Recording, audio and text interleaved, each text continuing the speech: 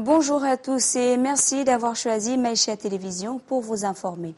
Au sommaire de cette édition, l'ONG espagnole MZC au chevet des femmes rurales au Mali, une manière de leur permettre d'être indépendantes.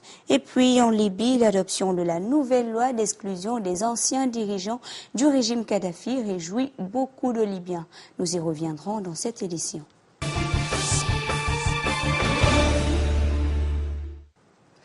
Le délestage au Cameroun rythme finalement la vie de tous les Africains du Cameroun. Le déficit énergétique impose aux populations des rationnements qui mettent les nerfs des usagers à fleur de peau. Reportage. Des branchements de type araignée souillent le ciel camerounais sans pouvoir l'éclairer. Hautes et moyennes tensions ne transportent aucune énergie à destination des transformateurs, désormais maudits d'être dans un repos bientôt éternel. La preuve, les compteurs ne tournent pas. Bref, pas de lumière, mais trop de querelles. Nous, ici, à Ekounou, nous n'avons ni l'eau ni l'électricité. C'est rare. Une vie sans électricité prédispose les ménagères à un combat explosif contre le premier venu, au point de convaincre deux coépouses, souvent en conflit ouvert, à faire ami-ami. Ma coépouse braise le poisson. Le poisson, quand elle achète son poisson en palette, elle met au frigo que non, je vais continuer à braiser. Parfois, on coupe le courant, on fait 2 jours sans courant. Le poisson se gâte au frigo, elle retire, elle jette. Les délestages mettent en danger la survie de nombre de ménages. Les réserves alimentaires menacent d'être virées à la poubelle, car la durée du délestage a fait fondre la glace réfrigérante. On nous a dit que parfois on coupe la lumière pendant la saison sèche parce que il y a le débit de l'eau est bas. Maintenant, nous sommes en saison pluvieuse. C'est en saison pluvieuse que c'est même accentué. Parce qu'en saison sèche, au moins, on coupe 2 jours après. Mais maintenant, c'est accentué. On coupe même 10 fois par jour. Au risque de nous griller les appareils. Le retour des délestages irrite même la chefferie traditionnelle.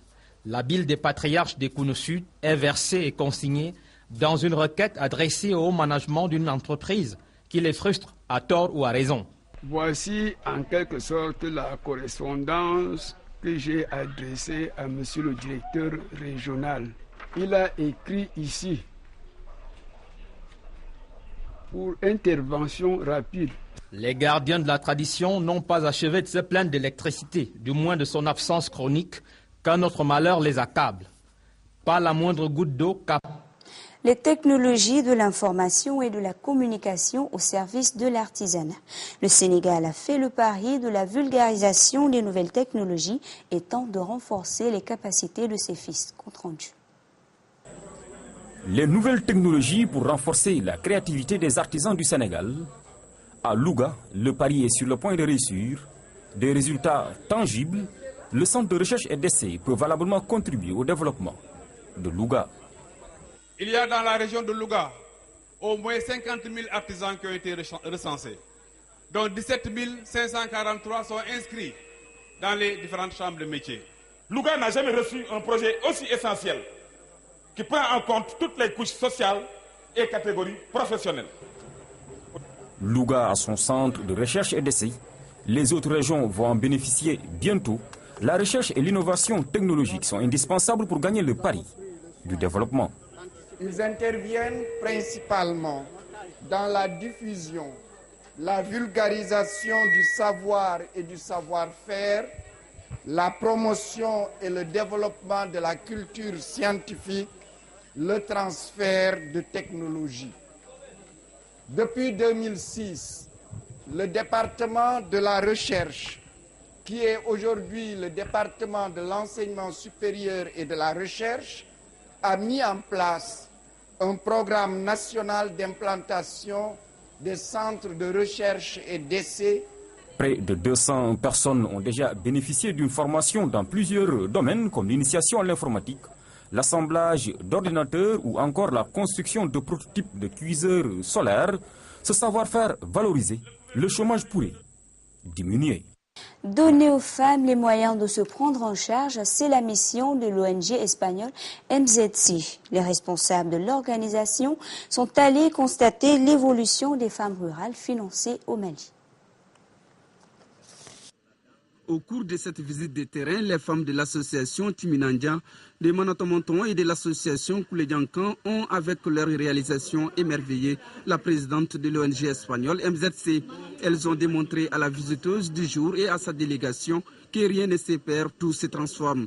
Ces femmes, à travers ces activités génératrices de revenus, jouent un rôle très important dans l'économie familiale.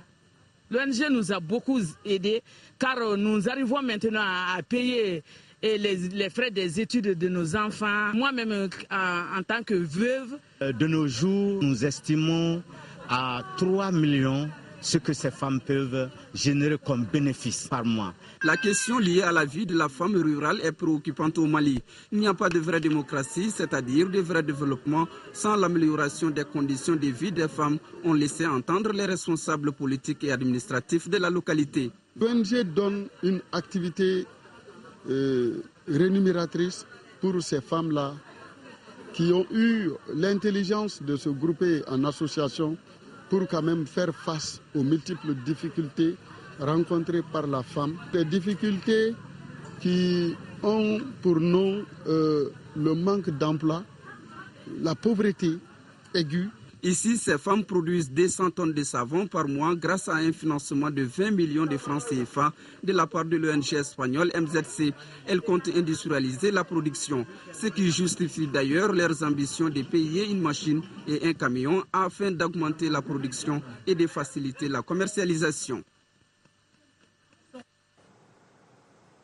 Les différents responsables des armées au chevet des hommes au front. La hiérarchie militaire était à Gao. Entre séances de travail, inspections et visites de terre, les directeurs des diverses entités des forces militaires ont eu le temps de jauger la capacité des hommes en uniforme. Eu égard à la lourde mission de défense de l'intégrité du territoire, de la sécurité des personnes et de leurs biens, il va de soi que les forces armées du Mali soient mises dans les conditions optimales de travail.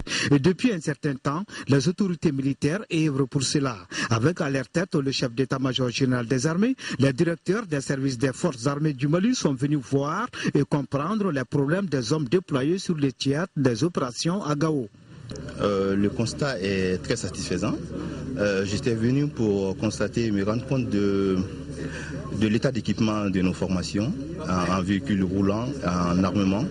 Et j'ai trouvé que le taux d'équipement de nos unités est largement suffisant pour relancer la mission de reconquête du territoire. Après une prise de contact avec le poste de commandement de l'opération Badenko, ponctuée d'une visite sur le terrain, les directeurs se sont fait une idée des problèmes quotidiens de leurs hommes. C'est donc dire qu'ils seront sûrement attentifs au traitement de toutes les questions qui leur sont soumises.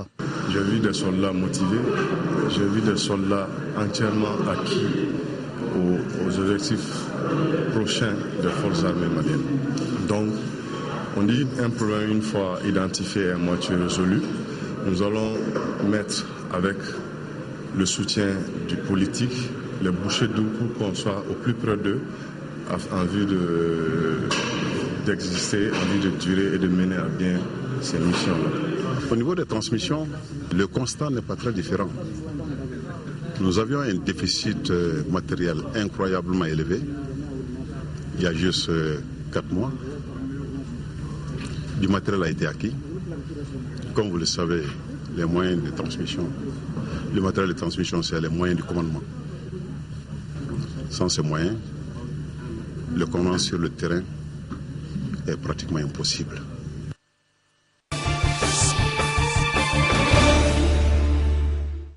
Années, une attaque sans précédent au nord du pays contre une église a fait des dizaines de blessés et de morts.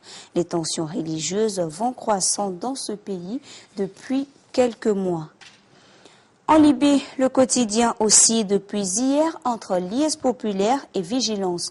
Le vote de la loi d'exclusion politique des barons du régime de Kadhafi a donné lieu à des scènes de joie. Même si les miliciens maintiennent par endroits le siège devant certains bâtiments. Compte rendu. Un air de fête flotte dans les rues de Tripoli. Ces centaines de manifestants célèbrent l'adoption de la loi dite d'exclusion politique, une loi qui interdit aux anciens collaborateurs de Mouammar Kadhafi de participer à la vie politique. Ces manifestants veulent qu'elle s'applique même à ceux qui sont passés dans l'opposition avant la chute du régime. Même s'ils ont fait défection à l'ancien régime, on les en remercie, mais on veut des gens neufs pour diriger l'État, pas les mêmes personnes. Depuis le 28 avril, des manifestants et surtout des milices cernent les ministères de la Justice et des Affaires étrangères à Tripoli. Objectif, faire pression pour l'adoption de cette loi d'exclusion politique. Et cela a fonctionné. Alors que le Parlement travaillait sur ce texte depuis des mois, il a été voté dimanche à la quasi-unanimité. La loi stipule que toute personne qui a participé au régime de Mouammar Kadhafi entre 1969 et 2011 ne peut plus exercer de poste à responsabilité. Le rôle de cette loi est de préserver la révolution et d'aider à la reconstruction d'un nouvel État. Cela permet aussi de créer un nouvel environnement distinct de la façon de penser de l'ancien régime.